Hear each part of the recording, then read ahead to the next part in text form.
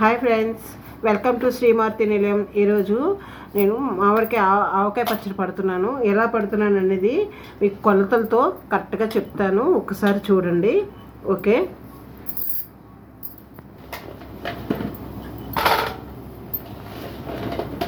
నేను ఈ కొలతతో గిన్నెతోని తీసుకున్నాను. చూడండి, ఇలాగ నిండుగా పొయ్యాలి. చక్కగా ఒక గిన్నె కొలత ఏదైనా మనకు నచ్చింది ఒక గిన్నెతో తీసుకోవాలి. 2, 3, 4 నాకు ఈ కొలత ఈ గిన్నె తీసుకున్నాను. చక్కగా ఈక్వల్గా ఉండాలి. డౌన్ నుండి పై వరకు ఒకటే లెవెల్గా ఉంటే గిన్నె బాగుంటుంది. దీంతో కరెక్ట్గా 4 బౌళ్ళు వచ్చాయి. ఇప్పుడు దీంతో అన్నీ కూడా కొలతలు అనేది మీకు చెప్తాను. 4 బౌల్ వరకు ఇదే సేమ్ కొలత 4 వచ్చాయి కదా. ఒక గిన్నె నిండా కారం తీసుకుంటున్నాను. ఇది ఇంట్లో మిరపకాయలు తీసుకొచ్చి ఆడించిన కారం, బాగా నీట్గా జల్లించాము కూడాను. చూడండి, ఎర్రగా ఉంది. ఓకే, గిన్నె నిండా కారం తీసుకున్నాం కదా, దాంతో 1/2 వంతు అంటే 1 వంతు తగ్గించాను అనమాట. 1/2 వంతు చూడండి, కొంచెం వెళ్తుంచాను. అలాగా ఇది కల్లుప్పు దీన్ని తీసుకొని మెత్తగా ఇలాగ కొంచెం సేపు ఎండలో పెట్టి ఇలాగ మెత్తనగా పౌడర్ కొట్టాము. దీన్ని కూడా దీంట్లో వేసేస్తున్నాను. 1/2 కప్పు ఆవ పొడి. ఆవాలను కాసేపు ఎండలో పెట్టి ఇలా మెత్తన పొడిలాగా మిక్సీ కుట్టుకోవాలి. లేదంటే రెడీమేడ్ కూడా దొరుకుతుంది, ఆవాలు పొడి కూడా వేసుకోవచ్చు. చూడండి, ఆవ పిండి 1/2 కప్పు అంటే 1 కప్పు నిండా కారము, 1/2 వంతు ఉప్పు, 1/2 కప్పు వచ్చేసిన కల్లా ఆవాల పొడి.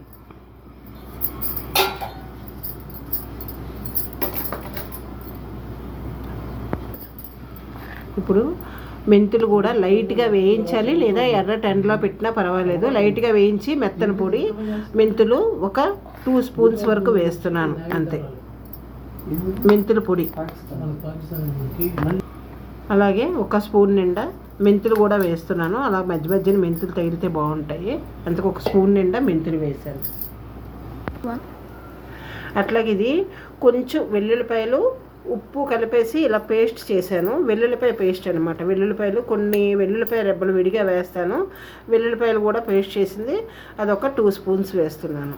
నిండా ఒక 2 స్పూన్స్ వేస్తే సరిపోతుంది, టేస్ట్ బాగుంటుంది. వెల్లుల్లిపాయలు ఒక గుప్పెడు వెల్లుల్లిపాయలు చక్కగా ఇలాగా పొట్టు ఒలిచేయాలి. పొట్టు ఒలిచేసి చక్కగా నీట్గా కాసేపు ఎండలో పెట్టుకుంటే బాగుంటుంది. పెట్టుకొని వేసి ఇప్పుడు ఇవన్నిటిని నెక్స్ట్ బాగా కలిపేయాలి.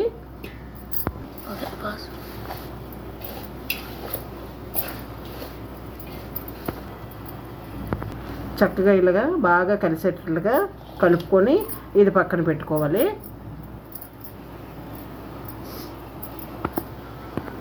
శనగ నూనె తీసుకుంటున్నాను. ఇది 1.5 కప్పు పట్టుతుంది. ప్రజెంట్ అయితే 1 కప్పుడు ఆయిల్ వేస్తున్నాను. మీరు నువ్వుల నూనె తీసుకోవచ్చు, అలాగే వేరుశనగ పలుకులు నూనె ఉంటుంది కదా, శనగ నూనె, అదైనా తీసుకోవచ్చు. 4 కప్పుల ముక్కలకి 1 కప్పు ఆయిల్ అయితే ఖచ్చితంగా పడుతుంది.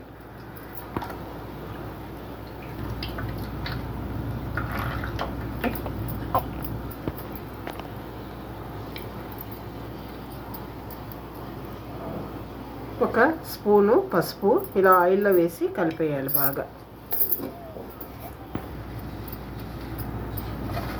చక్కగా ఆయిల్లో ఈ పసుపు అంతా కలిసేటట్లుగా బాగా కలిపి, ఇప్పుడు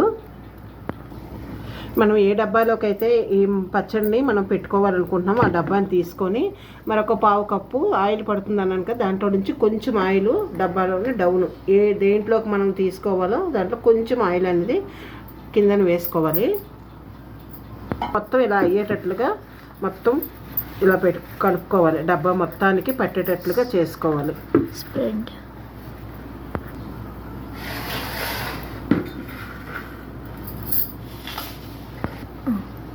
ఇప్పుడు కొన్ని ముక్కలన్నీ తీసుకొని ఈ ఆయిల్లోని మనం పసుపు కలిపేసి రెడీగా ఉంచాం కదా, ఆయిల్లోకి వేసుకోవాలి ముక్కల్ని.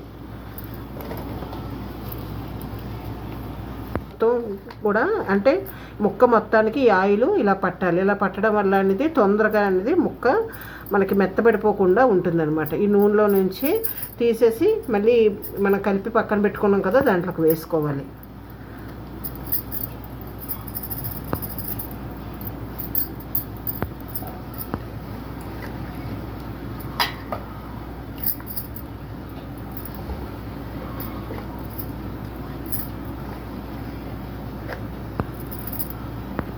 మళ్ళీ మరికొన్ని ముక్కలు వేసాను. ఈ ముక్కలు కూడా మళ్ళీ ఇలాగ ఆయిల్లో మొత్తం తీసుకొని మనం అన్నీ కలిపి పెట్టుకున్నాం కదా, దాంట్లోకి వేసుకోవాలి.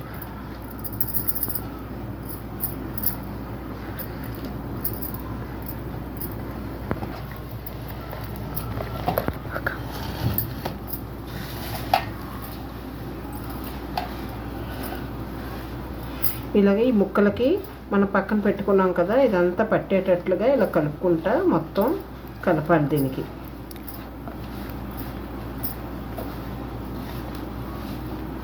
ఈ ఉన్న ముక్కలు కూడా వేసేస్తున్నాను.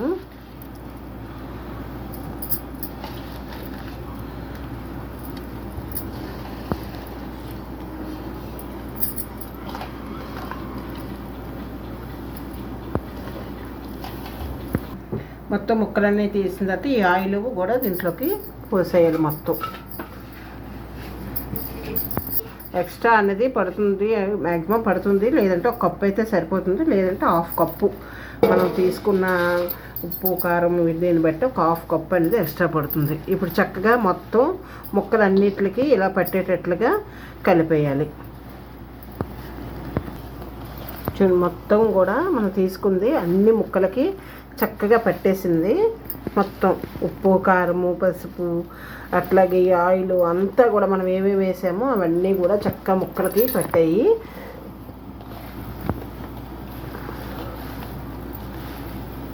బాగా పట్టిన తర్వాత ఇప్పుడు మనం డబ్బాలో ఆయిల్ వేసి పక్కన పెట్టుకున్నాం కదా, దానిలోకి ఇదంతా కూడా ఎత్తేయటమని ఆ డబ్బాలోకి మొత్తం తీసుకోవాలి.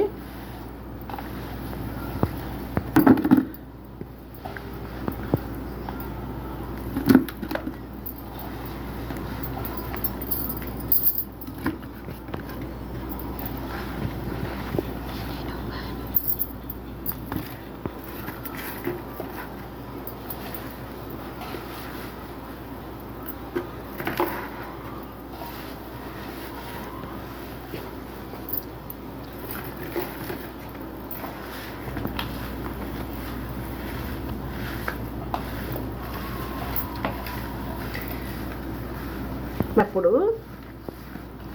అది ఏంటంటే ముక్కలకి అన్నిటికీ కూడా ఉప్పు కారం అంతా పట్టేటట్లు చూసుకుంటా కలుపుకుంటా వేసుకోవాలి చక్క డబ్బాలోకి. ఏ డబ్బాలోకి అయితే మనం తీసుకుంటామో, ఎందుకంటే మళ్ళీ మనం 3 రోజుల తర్వాతే దీన్ని ఓపెన్ చేసి చూసి అప్పుడు ఉప్పు ఏమైనా సరిపోకపోతే 90% సరిపోతుంది, సరిపోకపోతే అప్పుడు ఏం చేస్తామంటే కలుపుకోవచ్చు అనమాట. ఉప్పు సరిపోతే మ్యాక్సిమం, ఎందుకంటే ఉప్పు బాగుండాలి. ఉప్పు అనేది లేకపోతే మళ్ళీ పచ్చడి అనేది పాడవడం గట్రా జరుగుతుంది. అందుకని చెప్పి ఉప్పు అనేది కరెక్ట్గా చూసుకొని వేసుకోవాలి. ఎక్కువైతే తినలేము, అలాగని మరీ తక్కువైతే పచ్చడి నిలవ ఉండదు. నూనె కూడా అంతేని, నూనె కూడా బాగా ఉండాలి ఆవకాయకి, అప్పుడు మనకి సంవత్సరం అంతా కూడా నిలవ ఉంటుంది పచ్చడి. చూడండి, మొత్తం ఈ డబ్బాకి వచ్చింది నాకు.